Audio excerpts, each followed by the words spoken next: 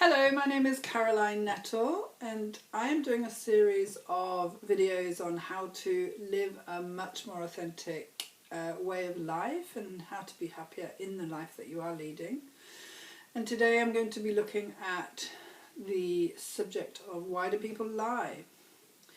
And I have written quite a few articles over the years, and this is definitely one of the ones that has had the most views and been my most popular one. So it's clearly a big subject. So we all learn to lie at a very specific time and age, and that's around about the age of about 4 years. And I've definitely seen some very funny videos on YouTube where little kids are really trying to lie, learning to get away with lying and things like that. It can be very comical if you're watching it.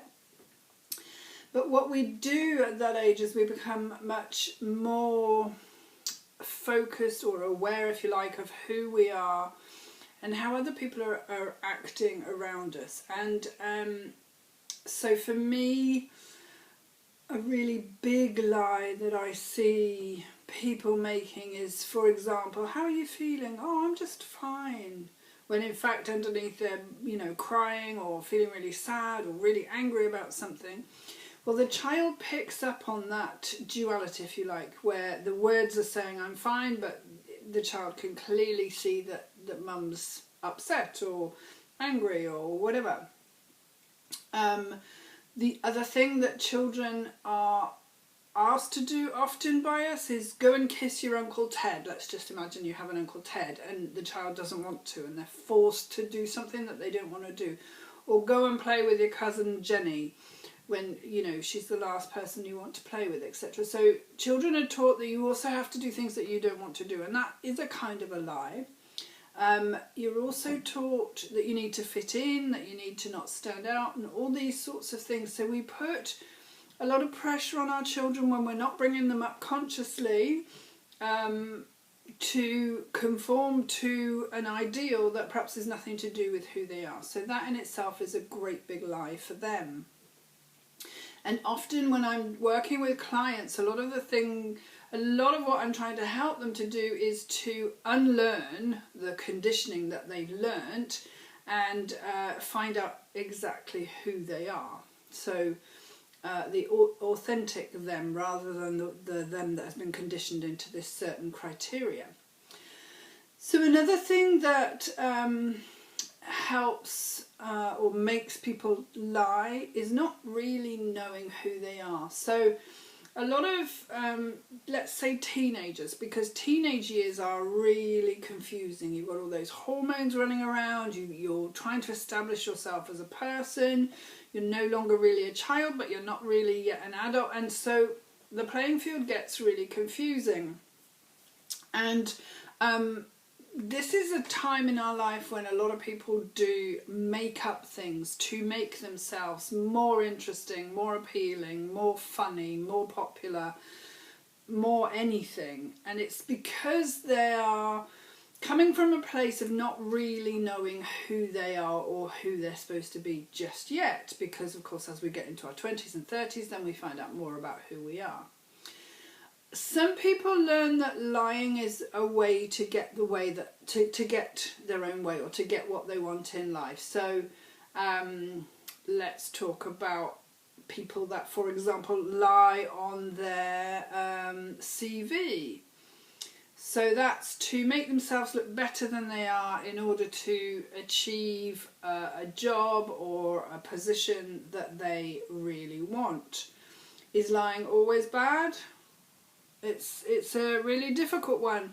But in the case where you're lying because you want to appear better than you are, my opinion is, and it is literally my opinion, but we usually get found out at some stage. And I've heard with a lot of my clients, what follows you around if you tell a real lot of huge lies is, I'm just expecting to be found out all the time. I'm really terrified about being discovered or being outed as someone who hasn't got the qualifications that I think I have, or as not being as good as I said I was. So there's a lot of work needs to be done. If you are a consistent liar or someone who doesn't really know how to tell the truth, usually there's an enormous, a good friend of mine called it this yesterday, hole in the soul. So you really lack the basic tenets of self-worth, self-value, and you perhaps don't even know who you are. I have to say at this point that if you've been watching my videos before, you'll know that at the age of 40 years old I went to get sober, and I went into a treatment centre, and I can honestly say if you'd have asked me if I was truthful in those days, I would have said yes. And now I look back and think, good Lord, I didn't know how to tell the truth. So I thought I was really honest.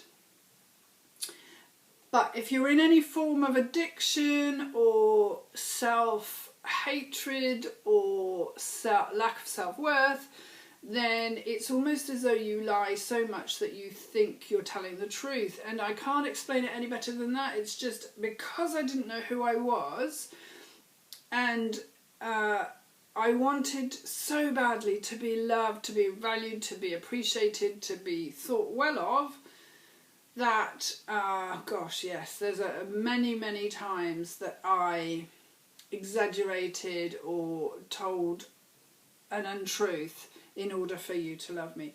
The flip side of that, of course, is I was a phenomenal coper. So the other side of that was I was always lying, because I was always saying, yeah, I'm fine, everything's fine, I'm good, how are you?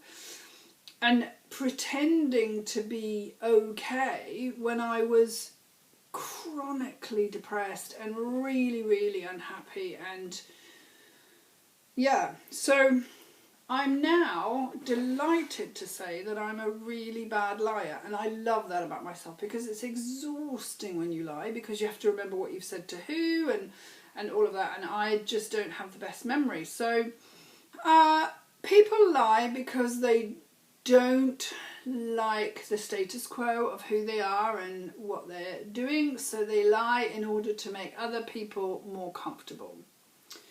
And the way to recover from being a serial liar, or from needing to please or needing to receive valuation to such a degree that you can't help but be untruthful, is to really concentrate and learn to love yourself. And I feel, you know, we live in an instant society where we can get what we want at our fingertips, and learning to love yourself, learning to value yourself, learning to appreciate yourself is a really difficult job, because it means that you need to completely unlearn everything that you've learned, but also it's not a quick fix. It doesn't happen overnight. You have to keep trying. And here I want to talk to the people that suffered from any form of abuse or neglect or anything like that in their childhood. So for a child whose reality has been so skewed because the primary carers haven't looked after them in the way that primary carers are supposed to look after children and nourish them and stimulate them and you know, love them. So for people like that, which includes myself, learning to love yourself can be really challenging, because your brain will automatically tell you that everything that you say about yourself that's good is wrong. If you receive compliments, it's just impossible to accept them. Your whole conditioning is that you're not worth it and that you don't have any right to feel good about yourself. Having said that, it's still a journey I feel really strongly that I love to work with people on, because there's something really freeing about stopping the constant brutal criticism that we have for ourselves, and freeing the the person up to live a loving, happier life because they're not constantly belittling themselves, talking bad about themselves. So there are many ways that you can learn to love yourself. I think the first one is to really learn how to be more authentic and surround yourself by people that encourage you and make you feel good about yourself and help to raise your self-worth, because there's something about the journey from, let's say my alcoholism and my recovery. It's been a slow process of just really learning who I am and finding out who I am, starting to like myself, and then starting to love certain aspects of myself, and then moving on through that to, you know, accepting all of myself, even the bits that I really don't like. And I've got to the stage now where I'm so completely about authenticity and truthfulness from myself that it's really funny, because I can really tell when people are lying to me. There's a real different energy now when I'm looking at someone and I'm thinking, that's not true. You're saying the right words, but you're not giving me the impression that that's what you mean. And so, you know, for me, I really do value the fact that I've been on this extremely challenging journey and have got to a point where I'm able to now ascertain for myself what the truth is for me and what the truth is for other people. So it really is a question of unlearning everything that you've learned and learning new ways of talking to yourself, new ways of feeling about yourself, really getting rid of what you don't like, you know, about yourself, and I say getting rid of, but working through the issues that you've got, releasing the past and moving into a new you. Gosh, I wasn't sure where that was going to go, and we went deep fairly quickly there. So, my name is Caroline Nettle. My website is spiritualgrowthtools.co.uk. I'm very happy to work with you in any way if this video has resonated with you, or you think somebody else might be able to benefit from working with me to help you to become the more authentic you and to live out the rest of your life, you know, in a much more content, relaxed way, rather than the constant... I just remember how my mind did not stop ever telling me how awful I was. Just awful things all the time. And that's not true anymore. And that's just such a joy. And I think learning to be truthful about yourself and to yourself is a really big part of that. So, okay, well, I hope this is helpful. Go to the website if you would like some further information, or you want to contact me in any way. And thank you for watching.